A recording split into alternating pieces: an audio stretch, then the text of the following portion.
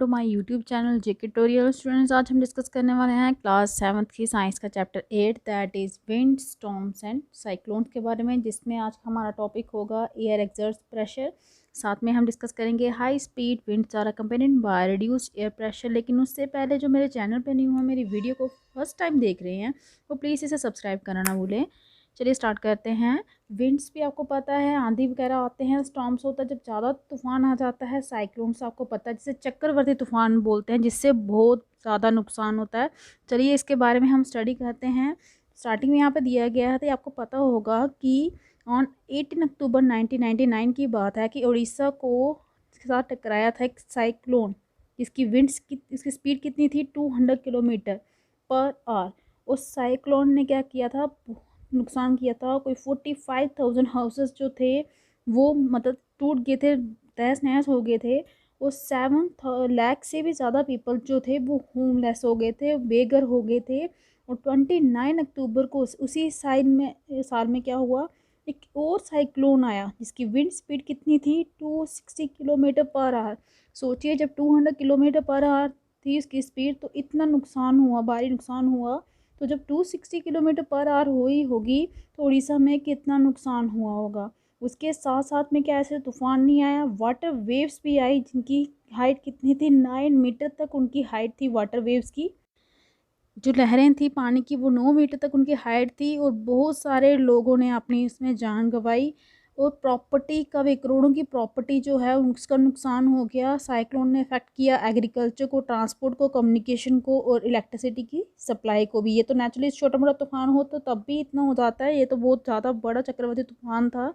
लेकिन ये साइक्लोन्स हैं क्या, होते क्या हैं, ये बनते कैसे हैं, और ये इतने डिस्ट्रक्टिव क्यों होते हैं जो इतना नुकसान आप पहुंचाते हैं आने पे। ये इस चैप्टर में हम इन्हीं के क्वेश्चंस के आंसर हम फाइंड करेंगे। हम स्टार्ट करते हैं कुछ एक्टिविटीज़ के थ्रू, जिस एक्टिविटी में इन्वॉल्व क्या होता है, एयर के रिलेटेड हम एक्टिविटीज़ करेंगे। ये एक्टिविटीज़ आपको क्लियरिफाई करेंगे कुछ बेसिक फीचर्स, किसके बारे में, साइक्लोन्स के बारे में, कि साइक्लोन आखिर बनता कैसे है। तो स्टार्ट करने से पहले याद रखिए कि कोई भी मूविंग एयर होती है, जब भी एयर मूव करती है, तो उसे आप क्या कहते हैं, विंड। जी आपकी विंड की डेफिनेशन है, अंडरलाइन करके रखिए कि जो मूविंग एयर होती है उसे आप क्या कहते हैं, विंड कहते हैं। जब भी हवा चलने लगती है, आप बोलते हैं आंधी आने वाली है, तो उस चीज़ को आप बोलते हैं विंड। तो सबसे पहले आज का जो हमारा टॉपिक है, एयर एक्सर्ट्स प्रेशर। एयर भी प्रेशर को एक्सर्ट करती है, प्रोड्यूस करती है। उसके लिए ये यहाँ पे आपको देखिए एक्टिविटी दी गई है। इस एक्टिविटी में क्या करना है, हीटिंग होगी, वो भी बड़े केयरफुल तरीके से करनी है। ये यहाँ पे एडवाइस की जाती है कि ऐसी एक्टिविटी जब आपने परफॉर्म करनी है, तो किसी बड़े इंसान को साथ में ले लीजिए अपनी फैमिली के, जहाँ ये अपने टीचर की प्रेजेंस में ही आपने ये एक्टिविटीज़ करनी है। इस वीडियो में आपको बॉयल करना है वाटर को। इस एक्टिविटी में एक टिन कैन लेना है जिसका ढक्कन भी होना चाहिए। उसको पूरा हाफ आपने फिल कर देना है, किसके साथ, वाटर के साथ। हीट कीजिए कैन को कैंडल फ्लेम के ऊपर। तब तक आपने हीट करते रहना है जब तक वाटर बॉयल ना होगा। जैसे ही वाटर बॉयल करे कुछ मिनट्स के लिए ब्लो कीजिए। आपने क्या करना है, कैंडल को हटा देना है। इमीडिएटली आपने उसके ऊपर ढक्कन लगा देना, कैन के ऊपर। लिड को ढक्कन बोलते हैं। आपने उस कैन का ढक्कन लगा देना है, टाइटली बंद कर देना है। याद रखिए कैन के साथ वो कैन गर्म हो गया होगा, तो ध्यान से उसको ढक्कन लगाना है। अब केयरफुली उससे क्या करना है, कैन को रखना है मेटलिक वेसल पे, जहाँ वॉश बेसिन पे। उसके ऊपर रखने के बाद आपने उसमें फ्रेश वाटर डालना है कैन के ऊपर। क्या होगा, कैन की शेप को, तो कैन का क्या होगा, उसकी शेप ही चेंज हो जाएगी। ये देखिए यहाँ पे फिगर में भी आपको दिखाई है। आपको कैन को जब आपने हीट करने के बाद ये ठंडे पानी फेंका, तो देखिए इसकी शेप क्या बन गई है। आप गैस कर सकते हो कि ये शेप जो थी वो चेंज क्यों हो गई। अगर नहीं कर सकते तो आप मतलब टिन कैन आपको नहीं मिलता अगर, तो आप एक सॉफ्ट प्लास्टिक की बॉटल लीजिए। जब आप उसको गर्म पानी के साथ गर्म डालेंगे ना, उसमें फिल करेंगे, उसके बाद बॉटल को खाली करके देखिए, इमीडिएटली उसके ढक्कन को टाइट कर दीजिए। उसके बाद आपने बॉटल को कहाँ पे रखिए, रनिंग वाटर के बीच में रखिए, तो उसकी शेप नोटिस कीजिए। आप अगर बॉयल्ड वाटर को प्लास्टिक की बॉटल में डालोगे ना, उसकी बॉटल की शेप उसी टाइम पे चेंज हो जाएगी। देखा होगा प्लास्टिक जो होता है वो मेल्ट कर जाता है। ऐसे ही कुछ एक्सपीरियंस आपको पता होगा जब आप फ्लाई करते हैं, काइट उड़ाते हैं, तो हवा जिस साइड से आती है आपके पीछे से आती है, तो हेल्प करती है काइट को आगे उड़ाने में। अगर आप बोट में होते हैं, और ये बहुत इजी हो जाता है उसको रो करना। अगर विंड जो है आपके पीछे से आ रही हो तो बोट आगे की साइड चलती है। क्या आपको ये फाइंड करना डिफ़िकल्ट होता है जब आप साइकिल चलाते हो, जहाँ जिस साइड से हवा आ रही हो, अगर आप उसी साइड पे साइकिल चलाते हो तो आपको डिफ़िकल्ट होता है ना, साइकिल नहीं चलता उस साइड पे। आपको पता है कि जो हम क्या है फील करते हैं एयर बाईसाइकिल की ट्यूब में, उसके बाद उसके ढक्कन को क्या कर देते हैं, टाइट कर देते हैं। हमने देखा कभी साइकिल की ट्यूब के ऊपर तो छोटी सी निब होती है, उसके ढक्कन को टाइट करते हैं फिल करने के बाद। और आपने ये भी देखा होगा कि जो बाइक साइकिल की जो ट्यूब होती है, जो ओवर फिल्ड हो जाती है अगर एयर से, तो वो बर्स्ट हो जाती है, फट जाती है अगर उसमें ज़्यादा हवा मतलब फिल करेंगे। तो एयर क्या करती है उस ट्यूब के अंदर, जिसके कारण वो ट्यूब जो होती है वो फट जाती है। तो आपको पता है इन चीज़ों के फटने का एक ही कारण है, वो है प्रेशर। ठीक है, ट्यूब कब फटेगी, बैलून कब फट जाता है, जब आप उसमें हवा भरते हो, जब उसमें ज़्यादा प्रेशर हवा हो जाती है। जब ज़्यादा हवा होने के कारण क्या हो जाता है, उसमें प्रेशर आ जाता है। डिस्कस कीजिए अपने फ्रेंड्स के साथ कि कैसे जो एयर है बाईसाइकिल ट्यूब में, वो कैसे किस तरह से उसी की शेप ले लेती है। जितने भी ये हमारे एक्सपीरियंस है ये हमें ये शो करते हैं कि एयर भी क्या प्रोड्यूस करती है, एक्सर्ट्स करती है प्रेशर। इसी प्रेशर के कारण जो लीव्स होती हैं ट्रीज़ की, बैनर्स होते हैं, जो फ्लैग्स होते हैं, वो हिलते हैं। जब आपकी हवा चलती है ना, विंड आंधी तूफान आते हैं तो ये हिलना शुरू हो जाते हैं। आप अपने कुछ और एक्सपीरियंस की लिस्ट भी बना सकते हैं जिससे ये पता चले कि एयर के कारण क्या होता है, प्रेशर प्रोड्यूस होता है। मैंने बैलून का आपको एग्जांपल दे दिया, वो भी आप बता सकते हैं। चलिए एक्सप्लेन करते हैं कि क्यों कैन या जो आपकी प्लास्टिक की बॉटल थी उसकी शेप क्यों चेंज हो गई। जैसे हमने वाटर जो था, कैन गर्म कैन के ऊपर डाला था, तो जो स्टीम थी कैन के अंदर वो कंडेंस हो गई। वो स्टीम थी ना वाटर पेपर के फॉर्म में, अंदर गर्म थी, वो थोड़ी थोड़ी ठंडी होने लगी, कंडेंस होके वो क्या बन गया, वाटर बन गया। जिसके कारण रिड्यूस हो गया अमाउंट किसका, एयर का उसके अंदर। क्योंकि एयर जो है वो ऊपर तभी आती है जब वो बहुत ज़्यादा हो गई होती है। तो उस टाइम पे वो हीट थी, जब वो कूल होने लगा थोड़ा थोड़ा, जो उसका वेपर फॉर्म था वो कूल होकर कंडेंस होकर वाटर बन गई, तो एयर का जो अमाउंट था उसके अंदर कैन के अंदर वो भी कम हो गया। वो जो प्रेशर था एयर का कैन के अंदर वो कम हो गया, तो प्रेशर जो था एयर का बाहर जो था किस उससे कम हो गया। मीन्स एयर के टिन कैन के अंदर का जो प्रेशर था एयर का वो कम हो गया किसके कंपैरिजन में, जो प्रेशर बाहर था टिन कैन के अंदर। रिजल्ट इसका क्या हुआ, वो कंप्रेस्ड हो गया, उसकी शेप जो थी चेंज हो गई। ये एक्टिविटी हमें अगेन ये कंफर्म करती है कि एयर भी प्रेशर प्रोड्यूस करती है, एयर भी एक्सर्ट करती है प्रेशर। तो ये था हमारा टॉपिक, एयर एक्सर्ट करता है प्रेशर, प्रोड्यूस करती है प्रेशर। नेक्स्ट हमारा है कि हाई स्पीड विंड्स जो होती हैं उसके साथ क्या होता है, रिड्यूस्ड एयर प्रेशर होता है। लेकिन उसके साथ आपको यहाँ पे एक्टिविटी दी गई है उसको अंडरस्टैंड करने के लिए। यहाँ पे आपको एक क्या एक्टिविटी में बोला गया है, crumple small piece of paper into a ball of size smaller than the mouth of empty bottle. आप करते हो ना, फोल्ड करते हो कागज़ के पीस को, उसी तरह आपने उसको फोल्ड करना है, लेकिन उसका साइज़ जो है बॉटल का जो माउथ है ना, किसी भी बॉटल का आप ले सकते हो, उसके साइज़ से छोटा रखना है। अपना क्या करना, लेनी है कोई एम्प्टी खाली बोतल लेनी है एक साइड पे, और क्या करना है उसके माउथ के बिल्कुल सामने उस आपने बॉल को रखना है, पेपर बॉल को रखना है।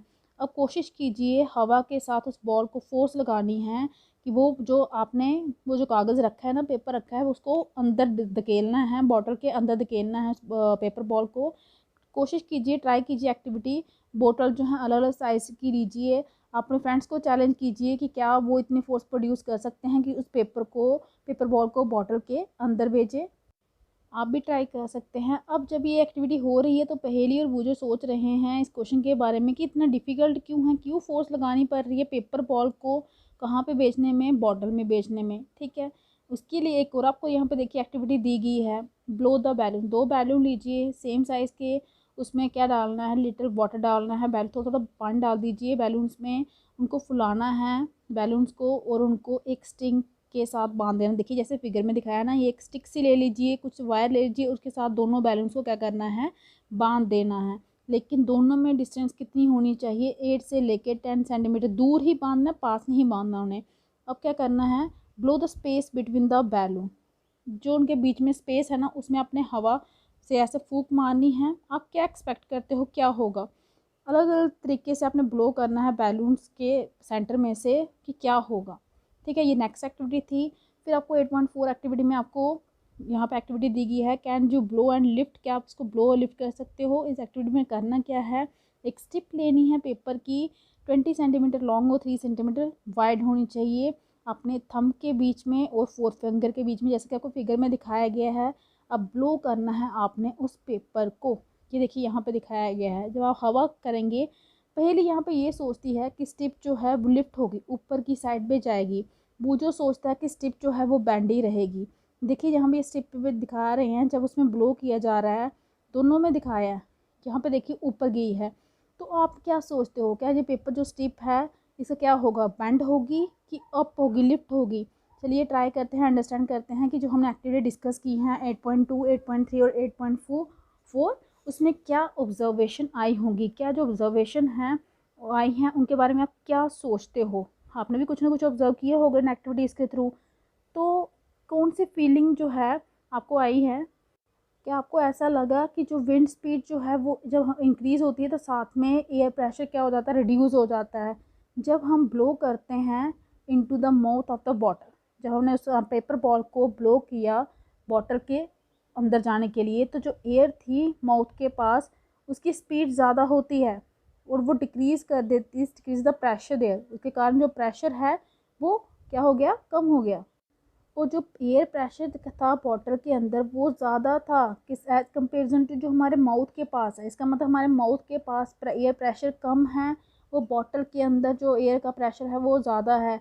जो एयर है बॉटल के अंदर वो पुश कर रही है बाल को बाहर, वो अंदर जाने ही नहीं दे रही।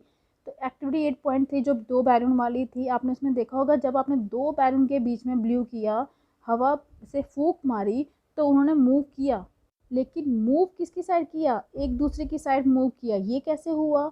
ये हुआ कि अगर ये प्रेशर जो था बिटवीन द बैलून जो था वो कम हो गया, और प्रेशर जो आउटसाइड द बैलून था जिसे हम पुश कर रहे थे उससे कम हो गया। मींस बैलून के अंदर का प्रेशर जो है वो बैलून के बाहर के प्रेशर से क्या था, कम हो गया।